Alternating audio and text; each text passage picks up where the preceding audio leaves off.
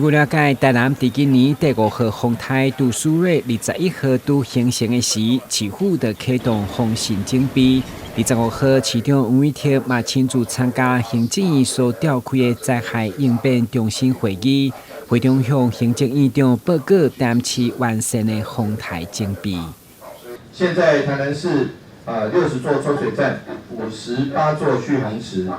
以及我們準備了3692片的防水擋板，以及1094塊的防汛塊、太空包等等，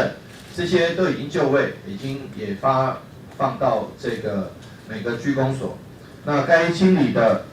水路、箱涵、側溝都已經嚴令來做好清理。那目前為止正在做暑期輔導的這些同學們，我們也請老師、校長這個協助學校多